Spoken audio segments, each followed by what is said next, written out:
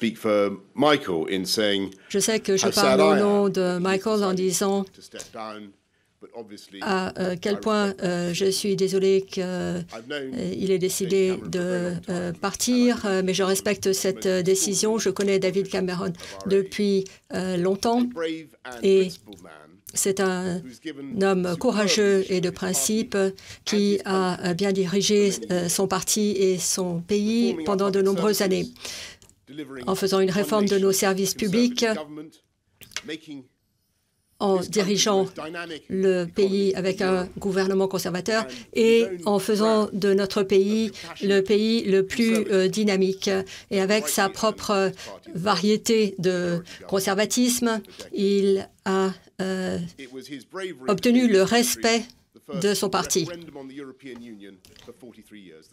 C'est la première fois que nous avons eu un référendum en 43 ans d'appartenance à l'Union européenne, la première fois que nous avons eu la possibilité de voter de manière explicite sur cette question. Je crois que tous les politiques aujourd'hui devraient remercier le peuple britannique parce que, d'une certaine manière, ils ont fait le travail pour nous.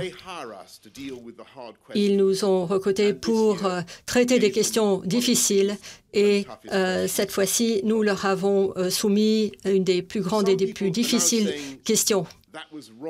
Certains disent maintenant que c'était une erreur et qu'on n'aurait jamais dû poser la question au peuple de cette manière. Je ne suis pas d'accord avec cette position.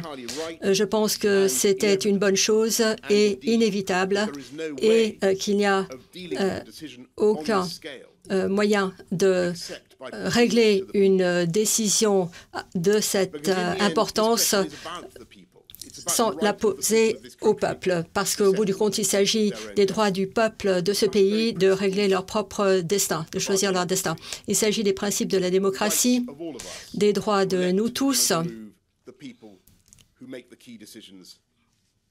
pour élire et choisir les personnes qui prennent les décisions clés dans leur vie. Et je pense que l'électorat a cherché dans son cœur et répondu de la manière la plus honnête possible. Et il s'est agi d'un sondage d'une ampleur qu'on n'a jamais vue dans ce pays. Et ils ont décidé qu'il était temps de voter pour reprendre le contrôle. L'Union européenne est devenue trop opaque, trop éloignée et pas redevable vis-à-vis des personnes qu'elle est censée servir. En votant de quitter l'Union européenne, il est important de souligner qu'il n'y a pas besoin de se hâter et comme vient de le dire le Premier ministre, rien ne changera à court terme si ce n'est qu'il faudra décider comment extriquer ce pays du système supranational. Comme le Premier ministre l'a dit à juste titre, il n'y a aucune nécessité d'invoquer l'article 50. Et pour ceux qui sont inquiets, que ce soit ici ou à l'étranger, cela ne signifie pas que le Royaume-Uni sera moins uni, ni qu'il sera moins européen. Et je m'adresse aux millions de personnes, directement aux millions de personnes qui n'ont pas voté pour ce résultat, en particulier les jeunes, qui ont peut-être le sentiment que cette décision, d'une certaine manière, implique qu'on remonte le pont-levis ou qu'il y aura un isolationnisme. Je pense que l'inverse est vrai. Nous ne pouvons pas tourner notre dos à l'Europe. Nous faisons partie de l'Europe. Nos enfants, nos petits-enfants continueront à avoir un merveilleux avenir en tant qu'Européens en voyageant en Europe et en parlant les langues qui constituent notre civilisation commune. Ils continueront à interagir avec les peuples des autres pays d'une manière qui sera ouverte et tournée vers l'extérieur.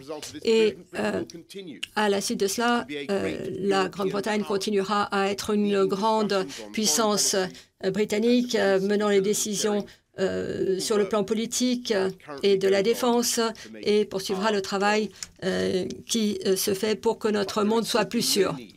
Mais il n'y a aucun besoin au XXIe siècle de faire partie d'un système fédéral de gouvernement basé à Bruxelles et qui n'est imité nulle part ailleurs sur la Terre. C'était une idée noble à l'époque, mais ce n'est plus une bonne situation pour notre pays.